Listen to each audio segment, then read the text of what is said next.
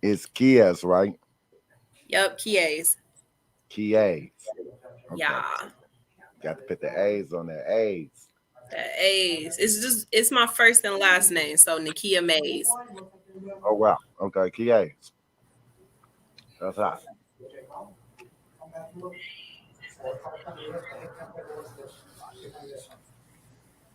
You in 33 seconds. Oh, let me get my Instagram family tapped in. there. Okay. 27 seconds. Y'all better tap in, tap in, tap in. Click the link. Awesome. 20 seconds. Good job. 10, 9, 8, Y'all better tap in, tap in. 5, 4, 3, 2, and Welcome to the BluntzNBrewz Show. I'm your host, Sticc Hyde. We have a very special guest today, y'all. Qiayz. What up? What's up with it? I'm glad to get this to finally get this interview. Let me make sure I can see you real quick. Let me go here. Let me see you. Yeah, you are definitely beautiful. Thank you.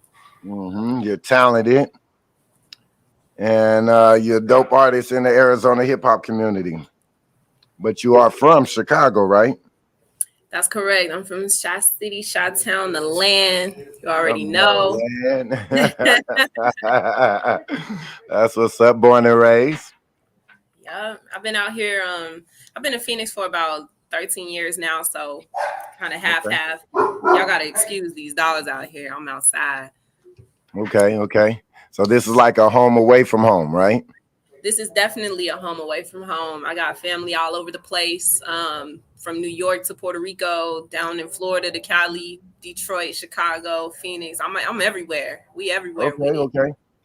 And I noticed I've done a little bit of my research. You got a little bit of Puerto Rican heritage in you as well, right? Yeah, so I'm a little bit of everything. I've been doing my own background history too, and I'm not only that, I'm Polynesian. My mom's Hawaiian and Cuban, and my dad is Puerto Rican and Filipino. So I'm all over. How does that influence some of your music?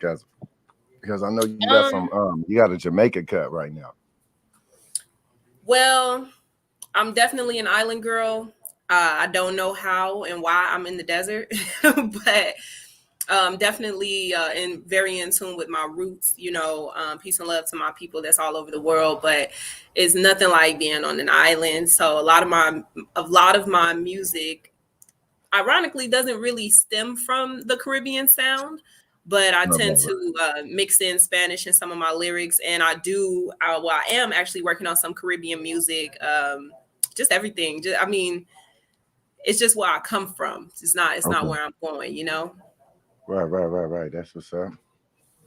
I know that you do some community work as well.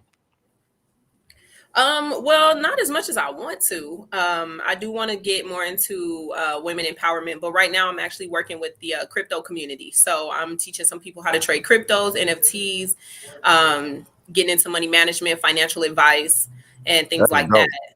Yeah. So you can teach me how to make some money. Oh Out of yeah. crypto. Yeah, definitely. Yeah. Yeah, I That's try to the new thing. figure it out. Try to figure it out. Yeah, man, it's the new money. It's the new money. We all should be on it, especially us. I, Especially us. I buy some Bitcoins, but I don't know how to trade. Well, that's all you're doing. You're just, trading, but we definitely could talk about that sometime. Right. That's dope. That's Yeah. interesting to know. If somebody wanted to get that type of service from you, how would they be able to reach out to you? Oh, they could just find me on Facebook, Nakia Mays, NIQUIAMAYS. I'm in a group. I'm in a few groups actually that is kind of showing me the way. We don't give financial advice, but Okay. definitely can show you how to make some money. Everything that you learn through cryptocurrencies is basically going to be self-taught because there's so many coins out there. There's so many stocks and trades and things out there. Right. You don't necessarily want to tell someone to do one thing. So it's all love when it comes to it. So if you need just a suggestion or just some guidance, I'm definitely that person. That's dope. That's dope to know because I'm interested in making some more money. I'm pretty sure a lot of people are interested in making some more money. Oh yeah, and there's money to be made. It's enough money to go around. Right. Let me tell you, man, it's out here. It's out here. We just got to get to it. That's it. What made you what made you pursue a music career? You know, my stories are quite different than most people that inspire me or people that I watch or even know personally. A lot of people come from musical backgrounds. I don't necessarily come from a music family, like my mom and dad, and I didn't have brothers and sisters growing up that were into music per se.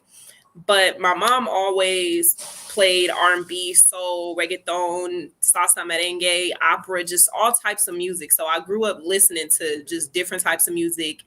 And the thing that kind of sparked was, do you remember back in the day they had this CD company that you could order CDs from called Columbia House?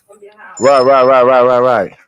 So I believe it was my maybe my 8th or 9th birthday. I'm not really sure, but my mom let me order like 50 CDs that month, right? Okay. So I got Eve, Missy, Bow Wow, B2K, just everybody that was popping that year. That's who I had. So what really sparked it was I believe I was listening to Eve. And I had always been a fan of Eve. I think Eve and Gwen Stefani at the time was like real popping. And so I was listening to her album and I was just feeling myself in the mirror. Like every day before school, I used to have to wake up at 6 o'clock in the morning because my dad had to take me to somebody's house and then they had to take me to school. So I'd be up early. And I remember I had these glass block windows. In Chicago, we stayed in kind of like a brownstone. And I had these glass block windows. So it was like a lot of reflections of myself in the windows. And I would just dance in front of it and just be spitting my Eve verses before 4th grade. You feel me? Like I'm hard as hell. And so I think that's what sparked it. Me getting into more so hip hop out of all the genres that I had grown up around. But what happened was I moved to Florida for a year, and then I joined, I think that was 5th grade, I joined a creative writing class. I've always been a writer. I always had pen and paper. I was one of them kids that was kind of carrying around a notepad and drawing stuff and writing notes and hearts and just stuff. Just, always had pen and paper. And I joined this creative writing class. I wish I could remember the teacher's name because she was dope as hell. Cool little white lady too.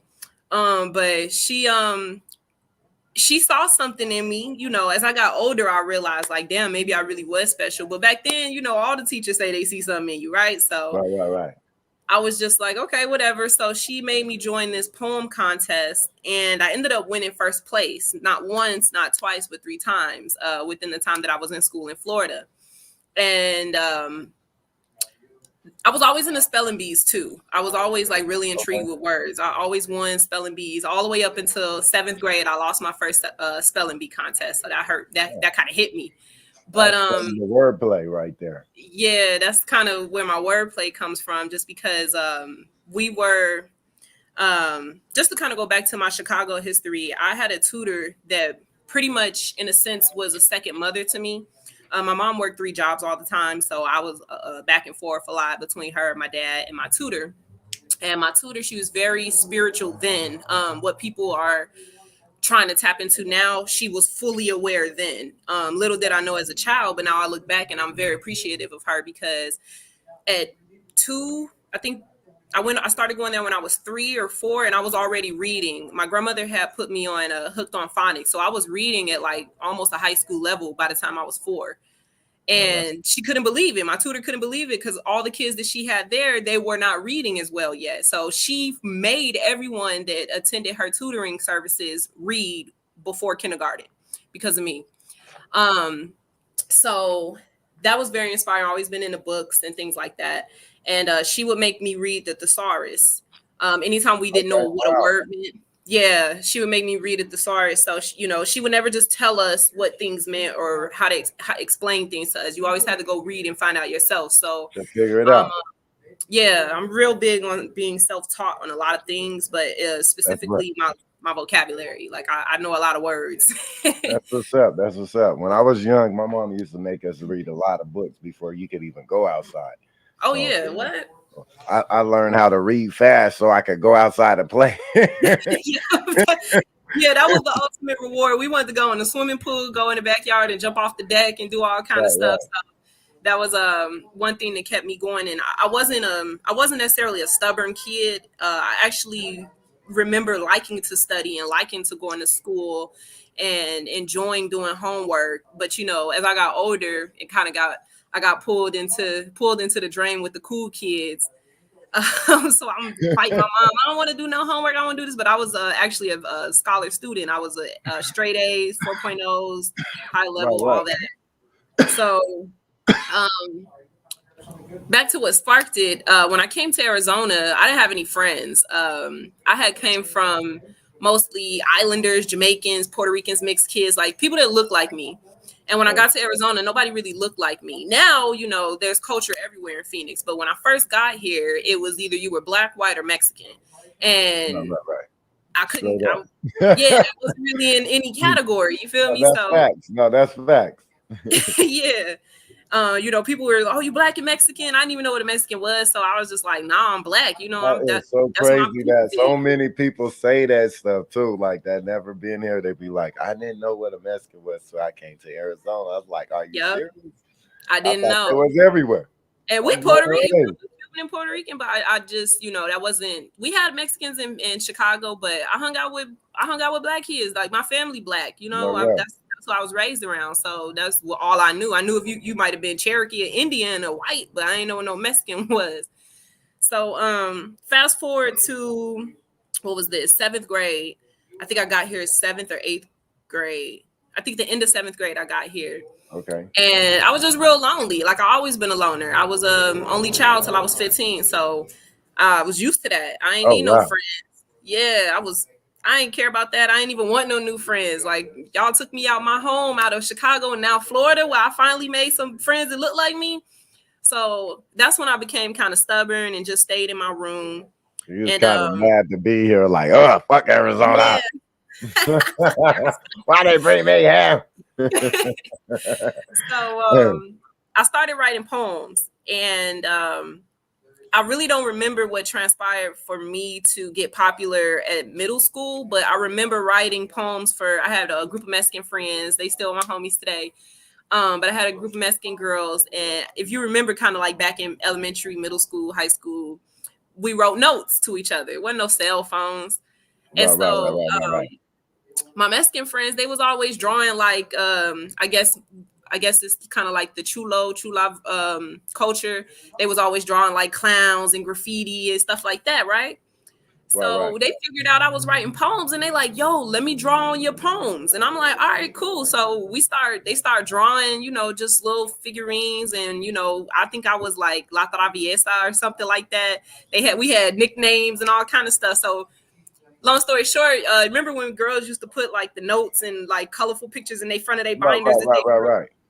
We was selling them, and I had poems, and they was drawing the stuff and coloring them in and stuff. So I started selling poems at school. You a hustler. You a hustler. You selling poems. Yeah, everybody would come up to me after that and was like, yo, can you write me a poem for my boyfriend? Can you write me a poem for my girlfriend? And I have my homegirls, you know, draw what's relative to the poem, and we sell the poems for like $6. So I get 3, they get 3. Oh, wow. $6 poppers too? Yeah, wow, you was clocking. Yeah, it was funny. Now that I look back at it, yeah, we was really in school. Like, y'all need a poem? Like, I'll do it in 3rd period. Like, better get your game right now. Go get this poem. But that's what's kind of made me realize that I'm really good at this. You know, like I'm actually really good at drawing or writing poems.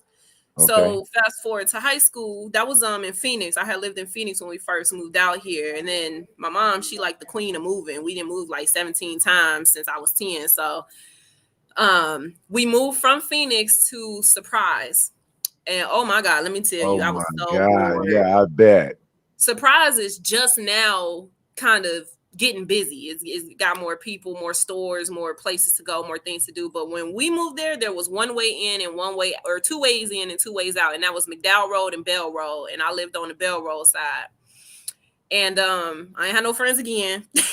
So tried to make new friends at the schools.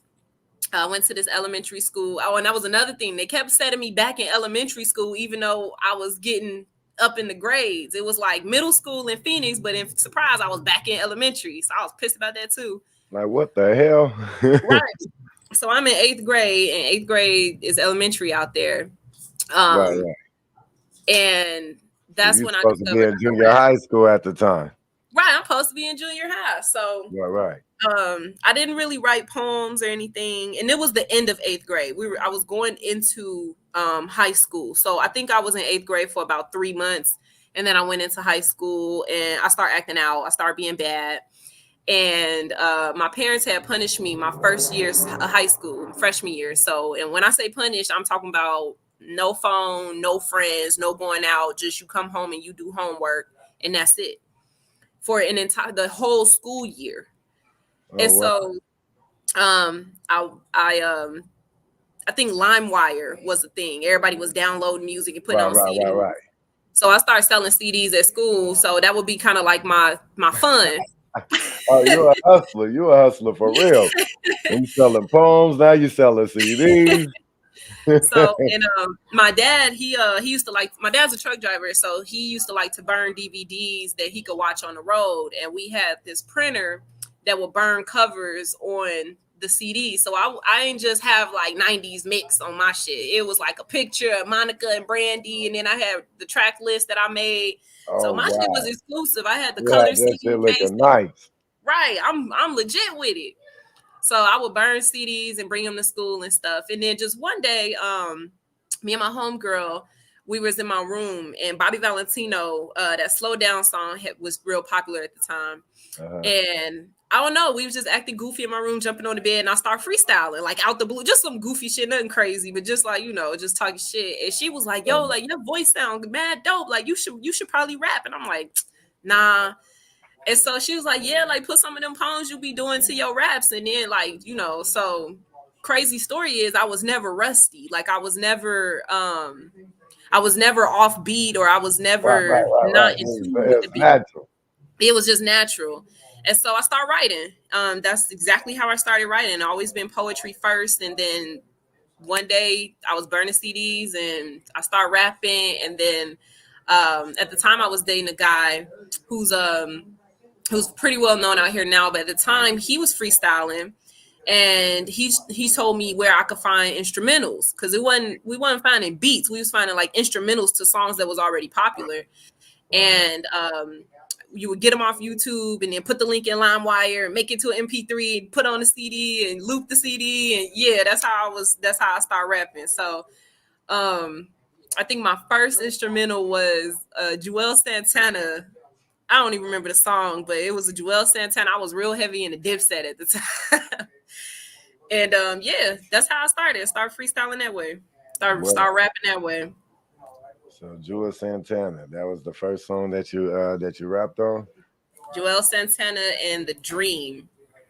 Those was the two instrumentals that I brought to school, and we would get on the tables and start beatboxing with the boys. And I was one of the only female real rappers that was like standing up with the boys in my freshman year. You was out there killing the boys. No, not yet. They was still they was more so freestyling on my head. Like I probably had like 4 bars, and then everybody say, oh, you know what I'm saying, and walk away. But that's what made me like, okay, people fuck with me. So school battles be the best battles and stuff. Man, school battles, them made you into, that gave you your character for real. And I went to school, we used to have crowds so big just to see us just rap. It was just so cool. Hell yeah. The core DJs is spinning your music right now. Oh yeah.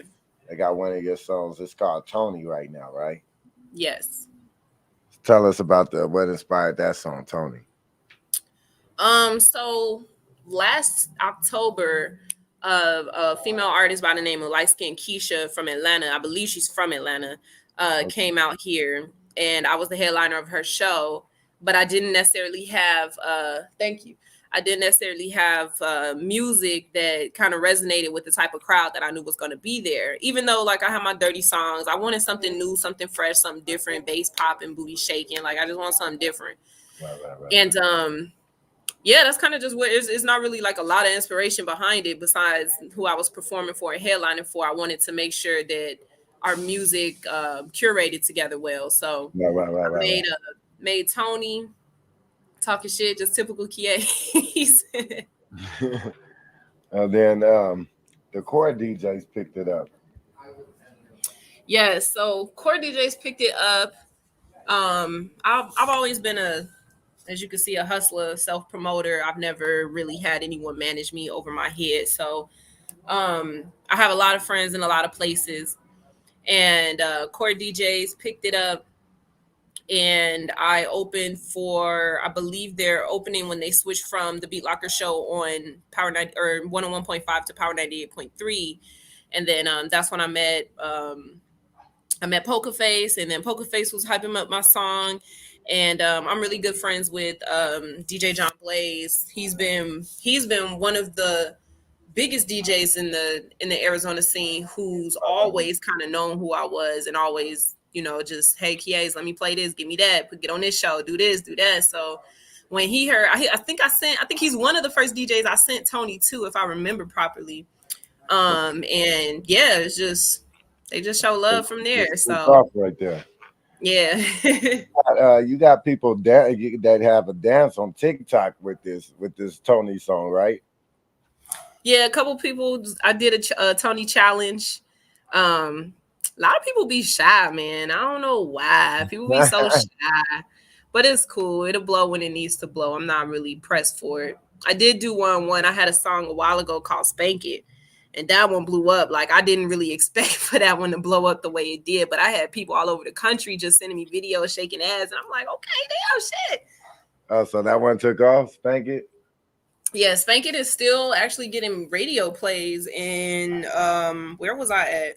In St. Croix. Okay. Yeah. Did you send us that one? She said you didn't send us. Well, I don't have that one on this laptop. I just got a new laptop. And I don't have that song on this laptop. I have it on one of my old drives in storage right now. Like, I have a whole bunch of songs on my drive, but it's in storage. It's on your YouTube page though, right?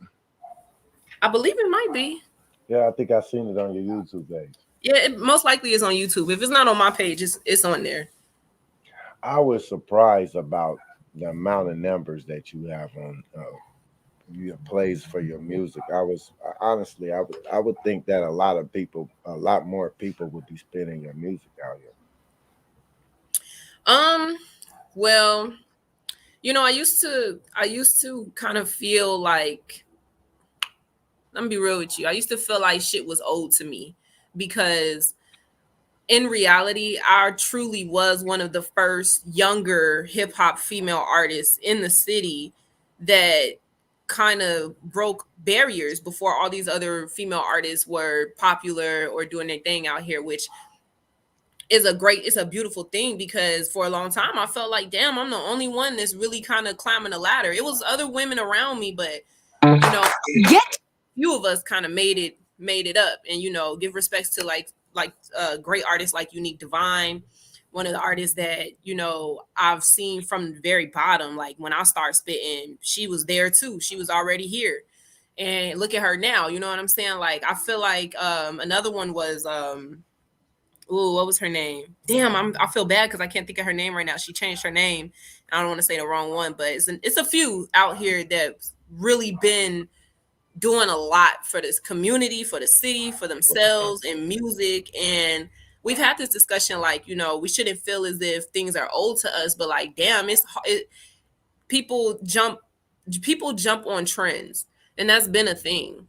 So you have to stay up with the trends. And I'm not really the type of person that's gonna stress myself out to be heard. You know what I'm saying? So once I made peace with, I'm not owed anything from anyone except myself and my higher self. I'm not really bothered by how many listens I have, but more so of who is listening to me. I heard that. Yeah, so I've changed my style of music a lot. And I understand why people fell off. I understand why people, they don't want to listen to a more uplifting song, or they don't want to listen to a over sexualized song, or, I tend to put out different type of music every time I drop music. So I understand that my crowd can be all over the place. Like Spank It might get 10,000 plays, but my song God Complex might only get 5. But those are two completely different types of fan bases. Oh, yeah. So, I mean, it's not really a surprise. I get a lot So of you love. you have a song you actually have music where it has a conscious type of mind, a conscious mind setting on it.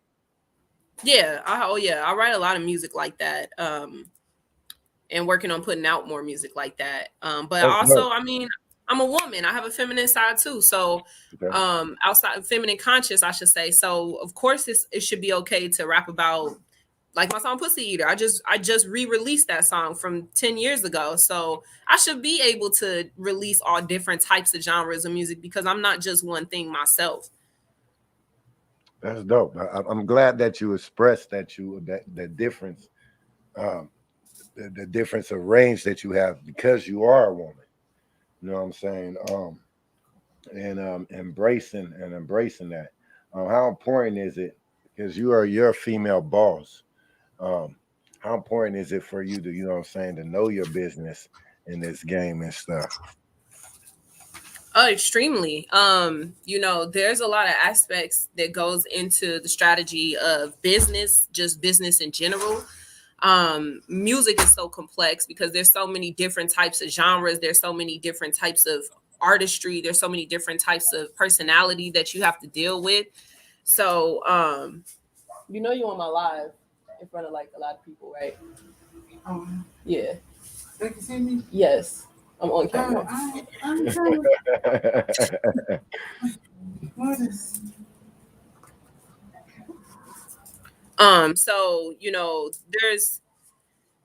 have to be, I was just reading this book last night called, I believe it's called Infinite Power, Infinite Self or something. I wish I had it with me right now, but it opened up my mind even more to the business that I'm in. And when you break down the walls of everything, I'm talking about music, personality, business, Okay. environment, everything is all one. Everyone and everything is all one.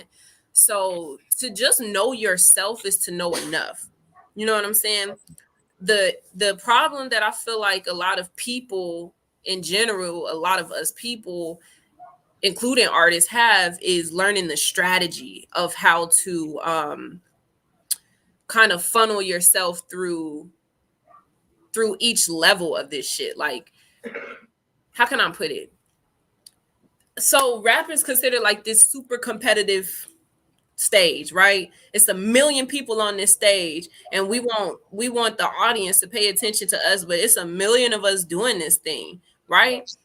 And then it's like the business side of it wants you to categorize yourself. So if you look at business, either you're in beauty or you're in architect or you're in carpentry. And okay, so music, in a sense, like it wants you to categorize yourself. Are you an R&B artist? Are you a rapper? Are you this? Like, and so here we are fighting. We're already fighting within ourselves. One, we're already fighting with the environment. Two, as Black people, people of color.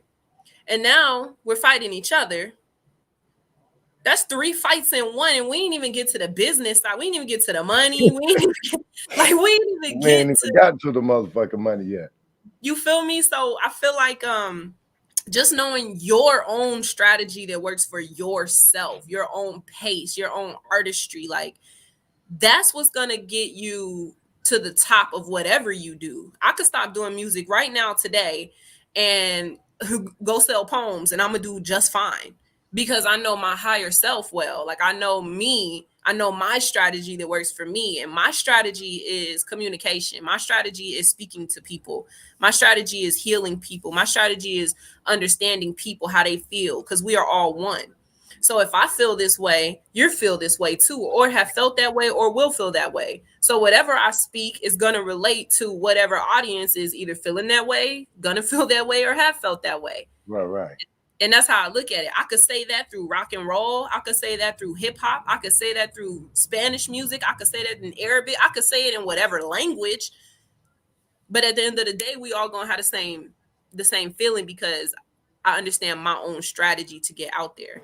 So back to your question, you said, knowing the music business, it's not really much to know. All these books out here, all these mentors, that's their way. That's how they did it. We have to be able to create our way we're going to do it. And I think that's how you become successful in anything. Mind you, yes, mentors are important. You definitely need mentors. You definitely need people that have experience so that you can see from, all perspectives of what people come from and what they've experienced, so that not to compare, but so that you can have guidance in case you, again, felt that way, feel that way, or going to feel that way. Do you think there's some advantages to being a woman, or is there some disadvantages to being a woman artist? As far as what? As far as like how people approach you in business. Do you think people take women seriously in business, or do you think some of the people try to play bullshit ass games like you know what I'm saying? It's, you know what I'm saying? You're a beautiful woman and stuff, you know what I'm saying? Do you think that people bullshit or get to the business, or you know what I'm saying? I think that people are, well, answer your question, the disadvantages and advantages of being a woman in business is simply just being a woman. Like, it's just, the game is already full of guys. Like, it's just a lot of men. It's a masculine. They say it's a masculine thing, but music is a feminine energy, actually. So it's really strange that men are in control of something, of a language that we all speak, when you come from a woman who taught you this exact language. But anyway, your organs are music themselves. We won't get into all that. You said this is a feminine energy. Yes. Explain that. Because it's giving you something. It's giving you an emotion. It's a giving energy. Women and men are both givers and receivers, but music is a universal language. It's more of a feminine energy because it's music. It's like, in order for us to be born, our body, our organs have to make music. Your heart has to beat, your intestines have to move, the womb has to grow. Like, your body, your internal is all music. So you come from music, a feminine energy. But anyway, the business side of it, I feel like the disadvantages, for one, of course, being over sexualized. Anything, and that's any woman in any business, especially if you look a certain, you don't even have to look a certain way. Let me not even say that. Just being a woman in general, the first thing that people see, they objectify you as a sexual being. And I've learned to be okay with that. I've learned to use that to my power. Like, I'm sexy and I'm still gonna get this band. Like, I'm still gonna get this money. You still gonna pay me. Matter of fact, pay me because I'm sexy. But it's a disadvantage and advantage. Okay. Depending on how you look at it, it's your perception of it. A lot of women can complain like, all they want to do is F me. All they want to do is, look at me this way. But it's also how you present yourself. I think a lot has to do with it. And a lot of times women don't like to agree with that. I should be able to wear whatever I want to wear, and I should be able to say whatever I want to say and not be objectified. Well, in the reality of it, you're going to be objectified no matter what you wear and what you say. So if you're showing less skin, you're probably going to be more objectified. You gave a real ass answer. That, man, I love that. That's some real shit. I mean, you tell me, if I came to a business meeting in a all black suit and tie, it wouldn't matter. I'm still going to be looked at as attractive. My body is still going to be objectified, but I look like more business. I look like, okay, she ain't playing. She in a suit. You feel me? Right. But if I came in, my boobs hanging all out, my butt cheeks hanging out, and I'm wearing, whatever, and I'm just wide open, then I'm not going to be taken serious. I'm going to look, even if I'm intelligent and even if I'm there for business, I'm still going to look as if I'm not. But don't you think like that's kind of messed up? Because that's some of the females artists' image. That's part of their image to be dressed like that. Yeah, that's part of it. The image that you show the public is to draw attention. To me, those are women that are using their sexual energy and sexual power to draw in, which is not necessarily needed, but it helps. Shit, sex sells. We in a new world. It helps.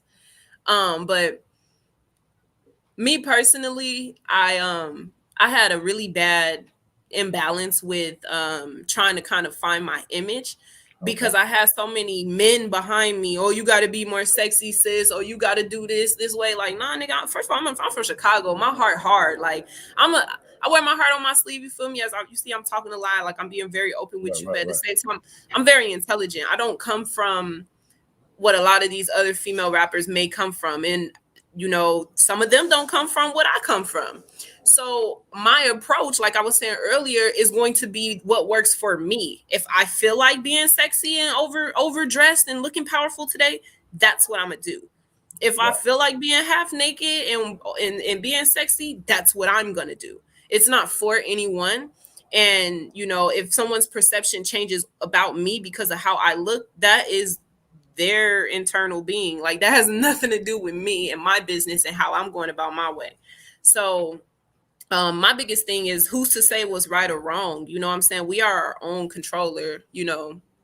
We God gave us free will at the end of the day. So somebody else's perception of me is not going to make me change who I am and what I like and what I'm doing.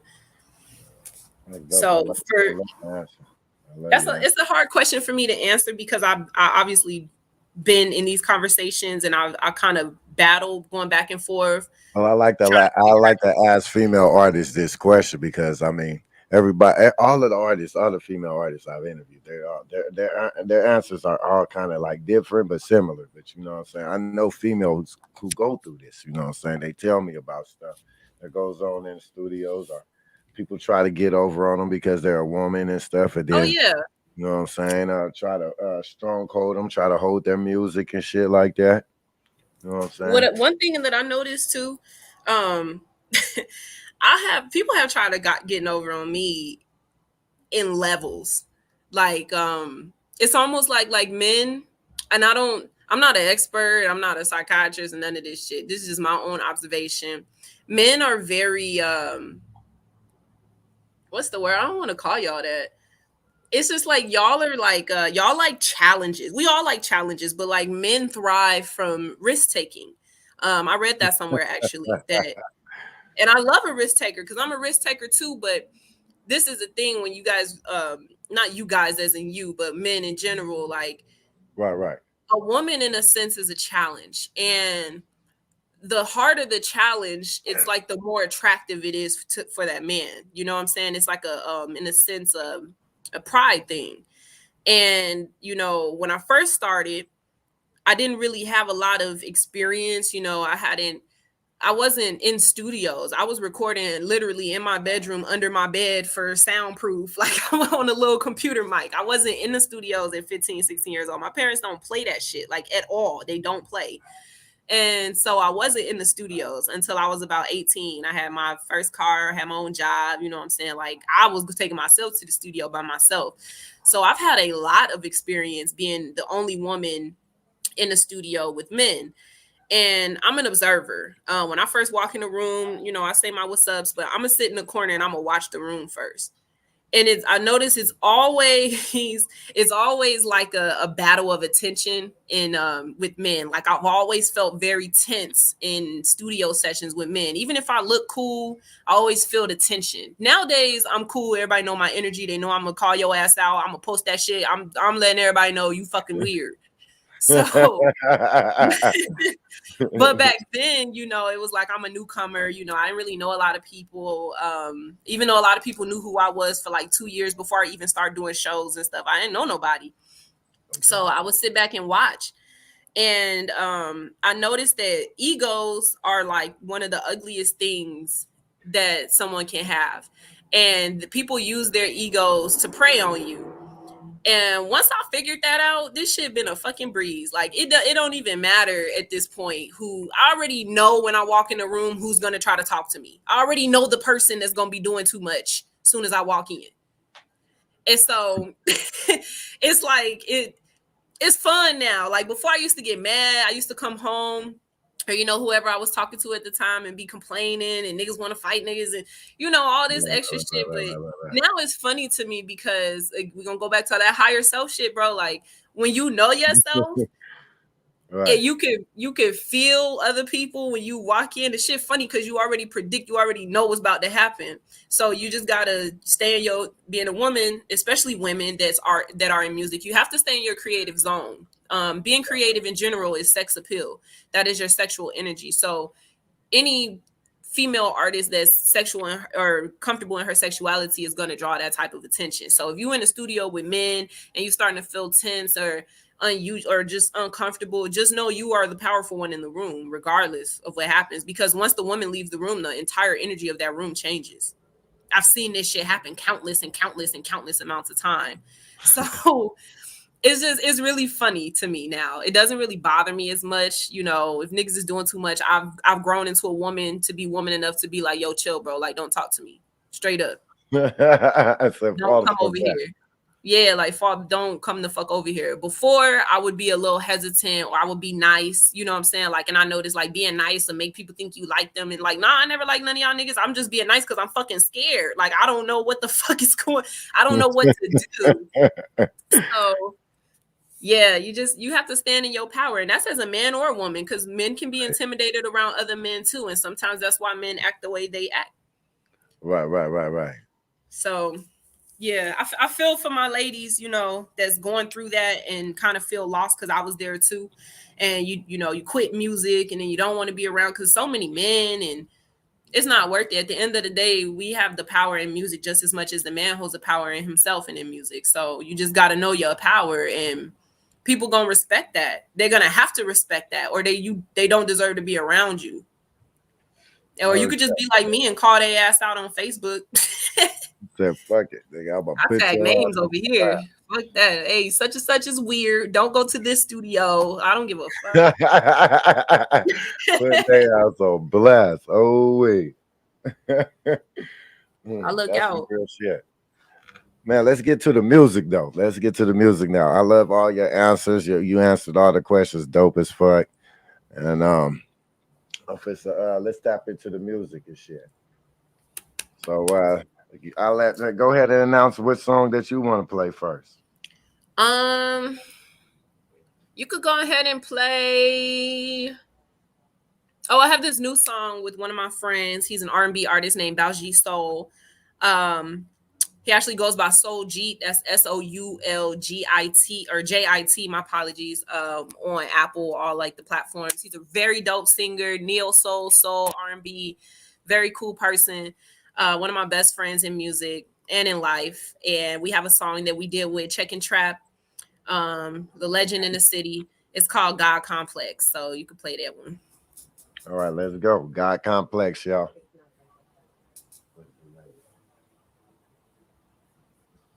Hold on, she said it's labeled something different. He said trap is on it? Mm-hmm. It's just called Trap House Trap. I think I put the titles on the email. Let me make sure I put it right. Titles aren't I should have. The Trap House Trap. I think that's one. It should say, yeah, Qiayz featuring Balji Soul God Complex.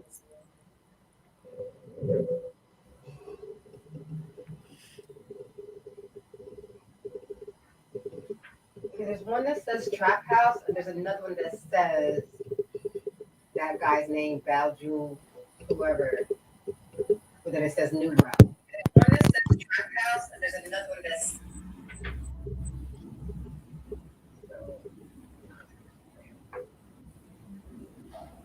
You said there's one that says Trap House.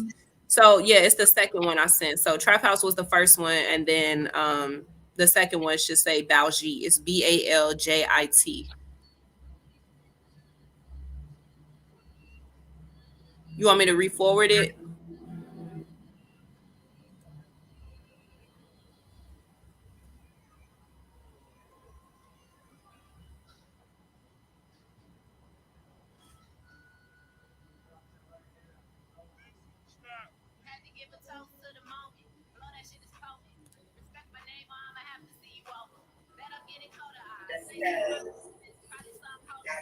name Value, whoever.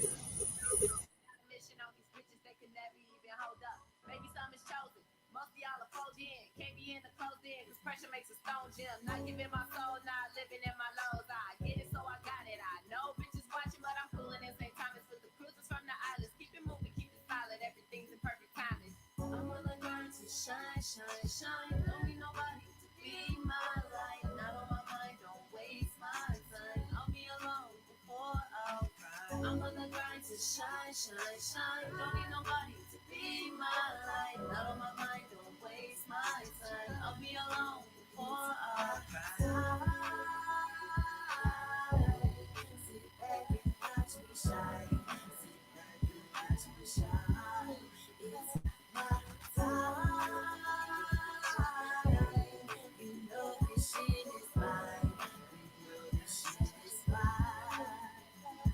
You can look inside of you and see what you made for. You will manifest the great things and never stay low. But they be trying to be on every scene with no payroll. But I ain't fucking with that shit, it's fucking up the bankroll.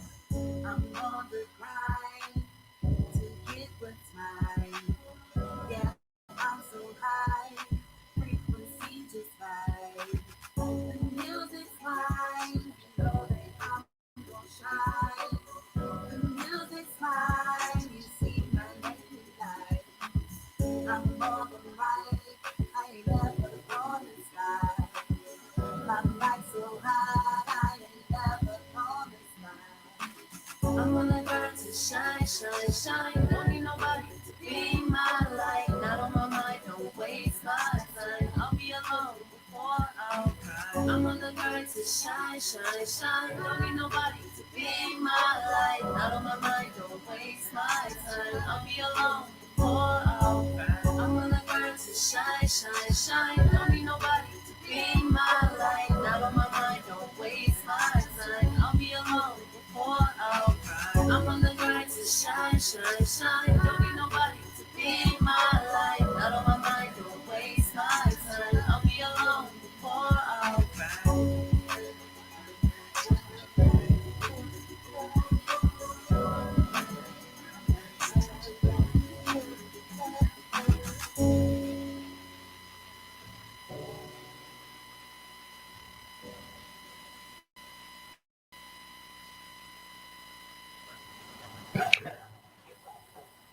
You hear me?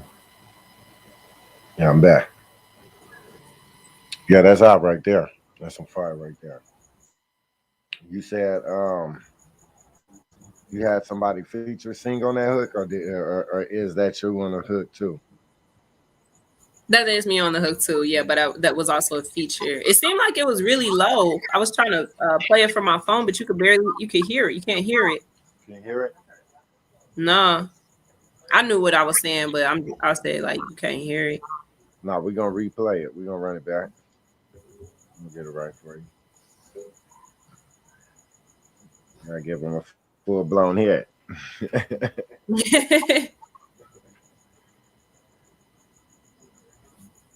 Yeah, so he's from Philly. Shout out to everybody from East Coast. I love my people from East Coast, man. They're a different breed, but he's from Philly. He's been doing music for a very long time. He's tied in with a very very well-known family as well, that we all know. I don't want to put him on the spot like that, but he could tell his story. I'll definitely send y'all his information. Had to give a show to the moment.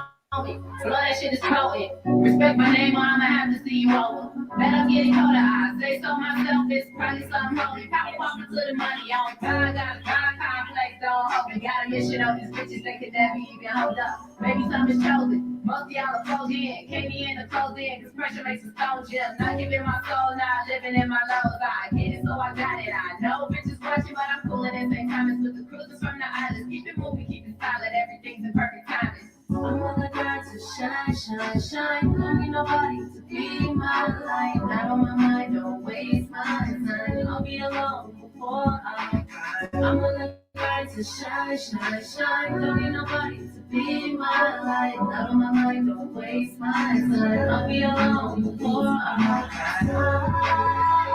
Sit back and watch me shine. Sit back and watch me shine. It's my time. You know this shit is mine. You know this shit is mine. You can look inside and you can see what you made for. You will manifest the great things that never stay low. But they be trying to be on every scene with no payroll. But I ain't fucking with that shit, it's fucking up the bankroll. I'm on the line to get what's mine. Yeah, I'm so high, frequency just right. The music's right, you know that I'm gon' shine. The music's mine, you see my name is light. I'm on the mic, I ain't never gonna stop. My mic's so high, I ain't never gonna stop. I'm on the grind to shine, shine, shine. Don't need nobody to be my light. Not on my mind, don't waste my time. I'll be alone before I cry. I'm on the grind to shine, shine, shine. Don't need nobody to be my light. Not on my mind, don't waste my time. I'll be alone before I cry. I'm on the grind to shine, shine, shine. Don't need nobody to be my light. Not on my mind, don't waste my time. I'll be alone before I cry. I'm on the grind to shine, shine, shine. Don't need nobody to be my light. Not on my mind, don't waste my time. I'll be on before I cry.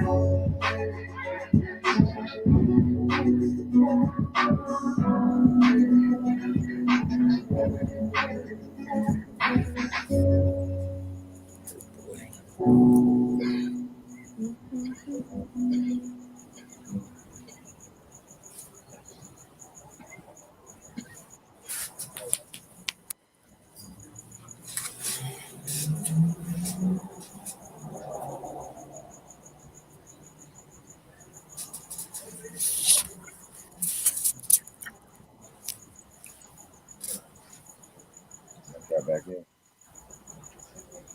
Back in there. Okay. Yeah. Okay, yeah. So yeah, that's the neo soul artist right there. What's the artist's name again? His name is Baljeet Soul, but he goes by Jeet Soul. Soul. By He Soul? Baljeet with a J, like Jeet. G. Mm-hmm. He has a very big voice. He actually has like more of a powerhouse voice. This song was just something that we've been knowing each other for a while, and we wanted to do a song together. So we were at Trap's house and checking Trap's house, and we just came up with it on the spot. And we was just playing around, waiting for him to make some beats so we can just go off of something, and then that song just came about. So he's not really showcasing his full-blown talent just yet, but on his music you can hear him sing, and he's amazing live. He's amazing. Like, he makes people stop in their tracks, like live. Like, this shit is insane. It's insane. Like, he makes me stop. Like, I don't even like performing with him. I don't like performing with him because he can sing. That boy can sing. You kind of get caught in there singing. You like, oh shit, it's my turn. Yeah, like he be messing me up. But like us having a song like that where I could rap on and he could sing on, yeah, perfect. But he be wanting to do R&B songs with me, and I'm like, friend, you gotta sit down because first of all, I don't sing like that. Well, you got a dope voice. I think your voice is nice. You sing on a couple tracks, don't you? Thank you. Yeah, I be trying. I be trying to sing a little bit. Not doing too much. I heard another track today. I have a song out. It's been out for some years called "Coolin'." A lot of people used to like that song, but I don't really. The thing is like I like powerhouse voices myself, like Kiki Wyatt. That's one of my favorite voices. Of course, Jennifer Hudson, the Whitney Houstons, the legends. Jasmine Sullivan. I like a big voice, a powerhouse voice, like them church voices. So when people be like, "Oh, do you sing?" I'm like, I am not Jennifer Hudson. No, I don't sing. I hold tones. I hold notes a little bit. Melody. Hey, some people can't do that. Some people can't do that. That's why the auto tune is getting overused right now. True. That is true. Ain't nothing wrong with auto tune though. Shoot, I ain't hating on nobody doing auto tune. I think it Hey, ain't sounds nothing kind of wrong with the cool. auto tune if you know how to pimp it, if you know how to Yeah. use it. Some people just use it for everything. It's just like, man, they don't go for everybody, man. It's just like I don't know. They hate it on T-Pain. And I then love it on TV. What? Because for one, he can really sing. We all know that yeah, now. they hated on T-Pain, and then they was like, okay, once they got the auto tune effect, it's like, okay, now Right. I'm gonna sound like T-Pain. Nah, nigga, you be able Exactly. to still be able to make the content. You got to be able to. It's like I said, like people categorize themselves so much that it baffles them when you don't categorize you. So I'm glad T-Pain is multiversatile like that. I'm glad that he can really sing and he can really make any type of music that he wanted. He started a whole, let me not say started, because auto tune kind of been out there, the robot voices, like that's been a thing in our music. But for him to revive it and make a whole career out of that and really be a real singer, like, he's a genius. People don't give the right people enough credit for me. I, I, He's yeah, he, definitely a genius. And he's lyrically impressive. His what okay, so this is the thing with music. I pay attention to cadences, I pay attention to bars, and I pay attention to obviously words, lyrics, just from how I was raised. So a lot of people, they'll be like, oh, they spin or they rap or they sound good. Well, you got to do more than that for me. Like, your lyrics have to make sense, not only make sense, but be different from a song that's similar to yours, or a feeling or emotion that's similar to yours in another song. It has to be, for me, poetic in the sense that nobody said it that way before. On top of that, you have to fill in the cadences. Like, you have to switch it up and fill in the beat. Like, I listen for that. I also listen for um like tones in voices. So are you speaking up like this, or is you speaking down like that? Like, are you following, you know what I'm saying? Like, are you just monotone? Like, is this the type of song to be monotone on? Like, I listen to music. I really listen. So to me, a lot of people that are out now is just straight trash. Like the mainstream music is so repetitive, and it's beautiful women, it's very handsome guys, it's creative people, but they are being categorized, and you can tell because all of their music sounds the same because they're pushing a brand. And music is not a brand. Music is an expression. Expressions are not the same. wow, So that was dope. I'm glad that you said that because I mean, how important is voice recognition? You know what I'm saying? People don't extremely. recognize these people's voice no more. They all sound the same. Yeah, everybody is very dead and monotone, or just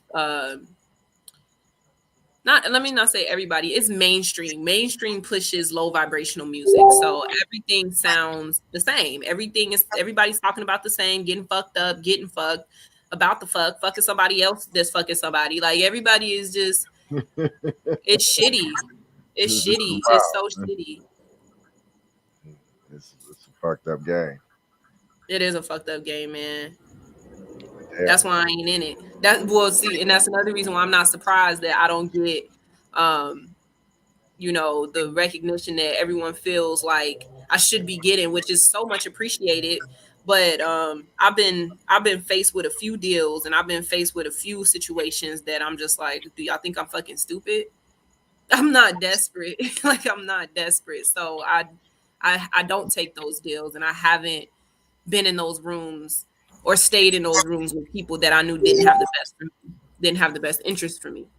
wow. So you have to turn down some shit. Oh, hell yeah! What, in a quick hot second, I turned down some very nice deals, and I've been criticized even by my own family sometimes. That's like, why didn't you just take it and get your foot in the door? Because that's the thing. Once you get your foot in the door, it's no turning back.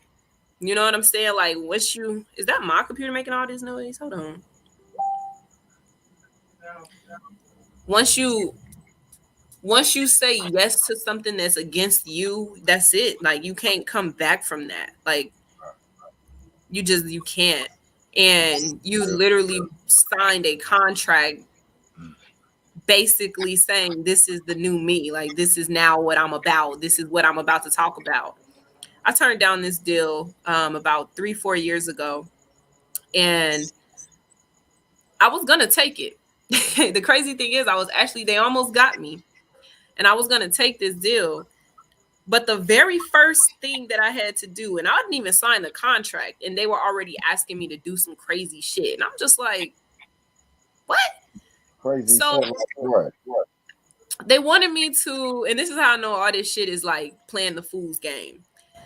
Because I had a very long interview with one of these music execs, and he kind of asked me just about myself. You know, what they try to do is try to feel you out, see what you about, what your path is, and you know what your energy is, and then they find people that can mirror your energy so that you can believe that this moment was for you, basically. Like this was especially made for you, this whatever this is, right? Right. So me being a free spirit, spiritual, whatever you want to call it, me just being one within myself, they sent me someone who also have these same beliefs. And he matched my energy. You know, we talked a lot before the contract came about. You know, they sent me in advance. They did a lot for me, actually. So I thought. And when it was time to sign the contract, and I wanted to see the contract full out, like the full contract, I was never able to see it because I didn't do this one thing. They basically wanted me to talk about politics in my music. And I specifically remember having multiple conversations with who was going to soon be my manager, or I don't really know what his role was going to be, nor do I remember well. I believe he was going to be not my manager, but managing this record label. It was something weird because they lied a lot. It was just like a lot of red flags that I was so excited to just look past. But anyway, they wanted me to rap about Donald Trump specifically. Mind you, this is about 4 years ago. Wow. So And just rap yeah, I'm not into politicking, and you know, I know what I know, and I believe what I believe, and I feel like we can pull a little piece. a song against Donald Trump. No, they wanted me to make a song about my beliefs of, you know, like what side I was on, basically. And I'm like, I don't make music. Like, I've never made music about politics. I've never discussed politics in my, like, that's weird. I would never, you know what I'm saying? Like, I wouldn't make a whole song about Donald Trump. So I just felt like if they asking me to do this, and I'm a nobody. I ain't even signed no contract. I ain't even went to LA yet. I ain't even, you know what I'm saying? I ain't even stepped foot in the door. And y'all already pressing me to make music about politics. I really felt offended because I'm like, did y'all even listen to the type of music that I make? Do you even see the type of person that I am? And so it wasn't even just like a asking me thing. It was like a press for it. It was like, at a certain point, it was like, you have to do this in order for us to send you the contract. And I'm just like, oh wow, fucking contract then. Like, and you know, some people, I can see how they'll be like, let me make a Donald Trump song real quick to get this contract signed. You feel me? Let me get my advance. Let me do that. But they had already sent me my advance. Luckily, I didn't spend none of the money. But yeah, just weird shit. And then the titles, so they gave me titles of a song, like of songs that I could pick from. What the fuck? I don't even come up with titles to my songs until that shit is bounced out and I didn't listen to it. So they try to have full control of your creativity. Basically, that's what that is. That's crazy. That is so crazy right there. They wanted to control what you say. Control what you say. And that's that. You know, I had already known that before I was presented this deal. Like I already know, and I'm fully aware, you know, people call it the Illuminati, but you know, or a devil or whatever you want to call it. But there's definitely someone in control, or someones that are puppeteering whoever is beneath them in the media. And it ain't us. The powers that be. So for that little incident to even be implanted in my mind could only make me, imagine like what are these super big celebrities actually dealing with? Like who are they really showing us? Who are we really following? Who are we really watching? And why is all the people that is actually talented, that actually write their own music, that's actually designing their own clothes, that's actually running their own business, the ones that's actually the people that's really actually doing this shit, who truly are who truly are they, and why aren't they the ones showing us how to do this? Why aren't they the ones in the limelight? And so it made me step away from music for a while because I felt very like I felt offended.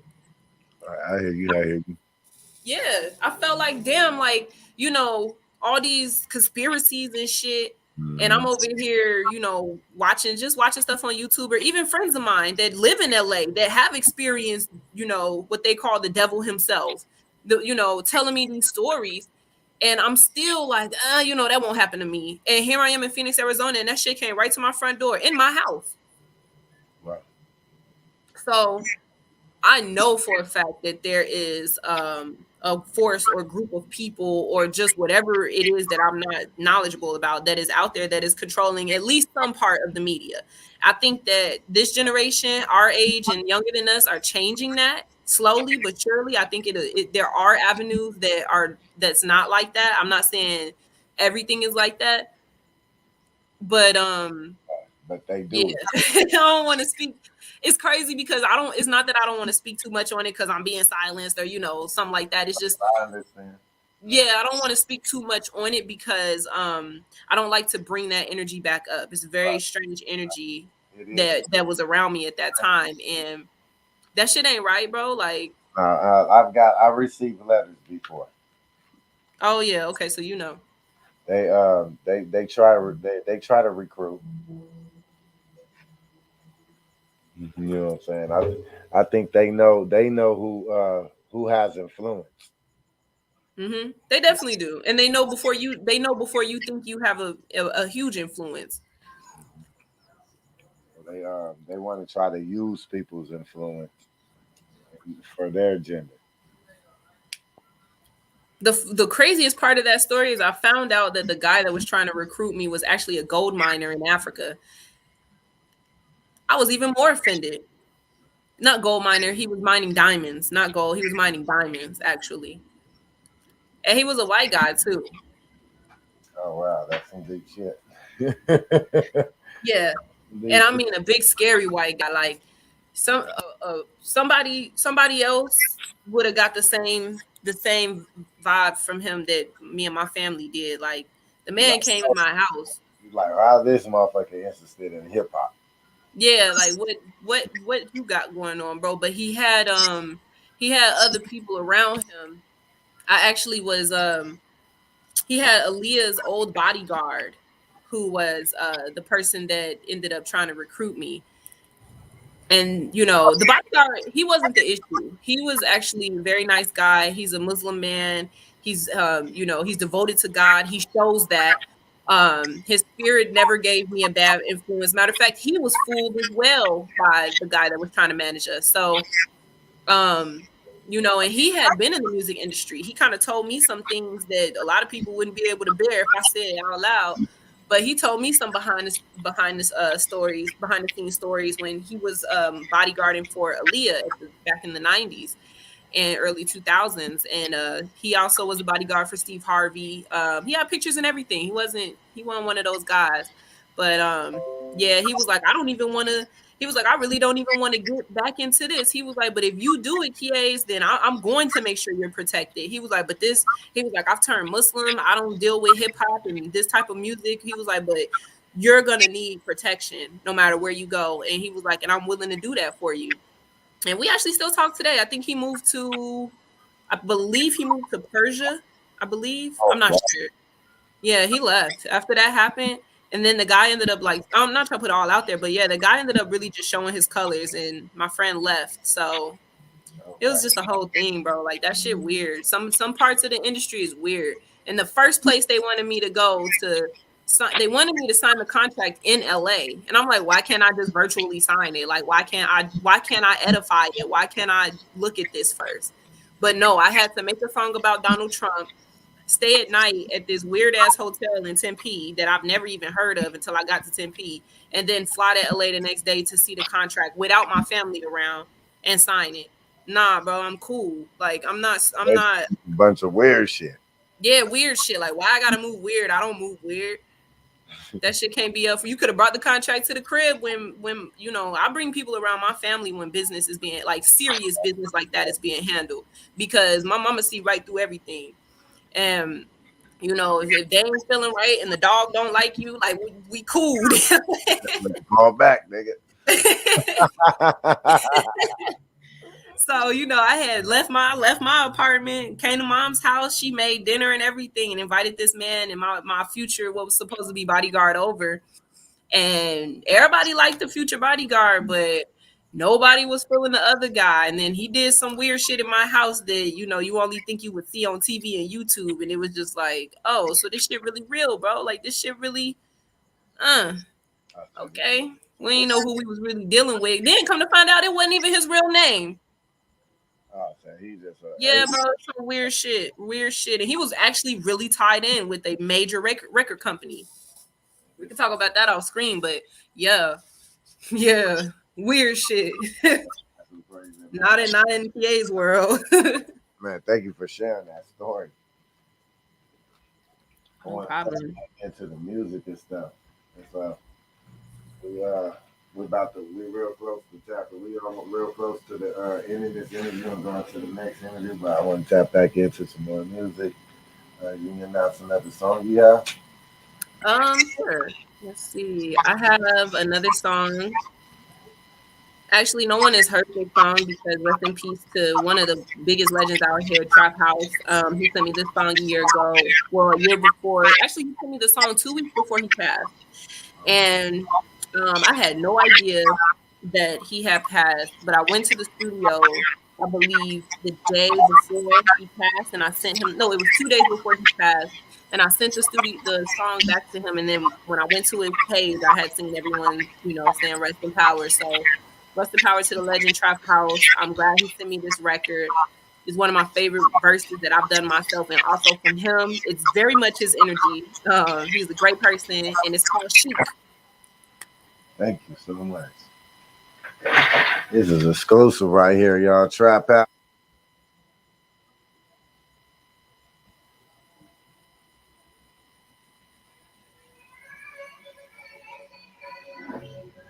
John.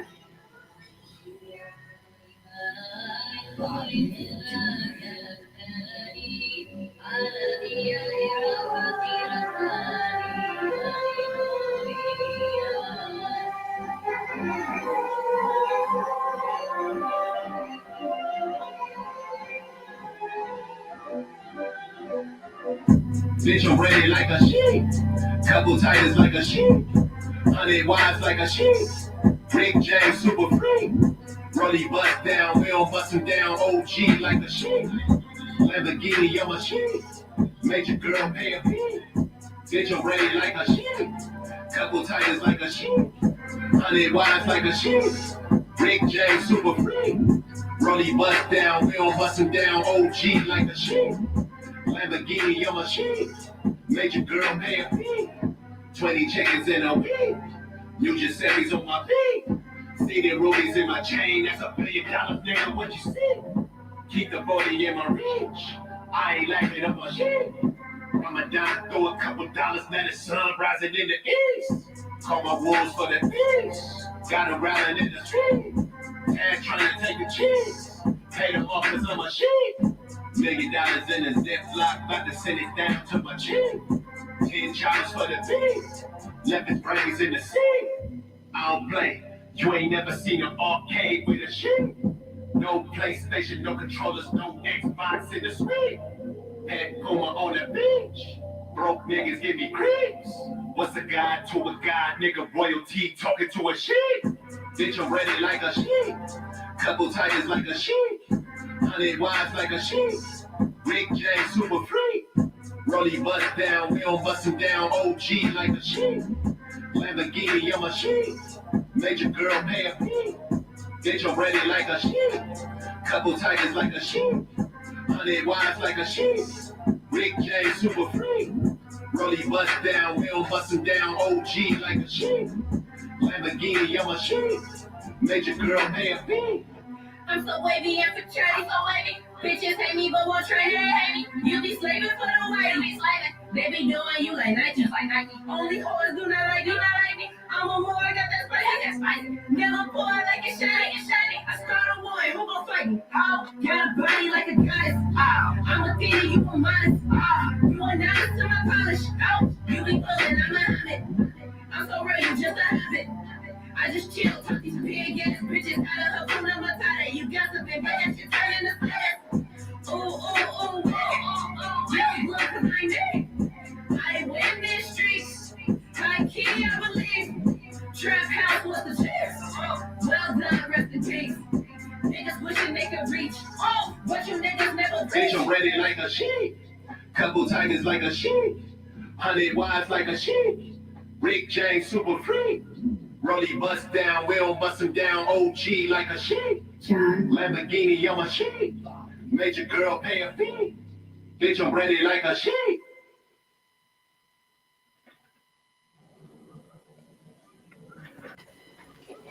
That shit was dope right there. Man, tell everybody where they could reach you, where they could contact, where they could find your music at. Yes, sir. So Qiayz on any platform, Apple, Spotify, Facebook. You can follow me on Instagram. I'm also getting my TikTok up too. So Qiayz, that's Qiayz. And then just to clear that up, I noticed that I did say rest in peace to Trap House in the song. I think I wrote the song before he passed and recorded it after, if I remember the timeline correctly. And I recorded it at RTU Studio. So yeah, rest in peace to the legend. He just a little backstory on Trap House. He actually was the first person to teach me how to get over anxiety before getting on stage. So shout out to him. Yeah, man, I was breaking down one day about to cry because it was one of my first shows where it was like a lot of people, different type of crowd. And he saw me shaking before I went on stage, bro. And he just pulled me to the side and he said a couple words to me. And that shit sticks with me every time I go on stage, even before he passed. So that's some real shit right there, man. Hell yeah. But you can find me Qiayz, Qiayz on everything. I want to thank y'all so much. The BluntzNBrewz Show. I've never been on this show before, so I'm glad that you guys invited me to today. Man, thank you for coming, and thank you for coming. For sure. Peace and love, bro. No doubt. Love. Thank you so much.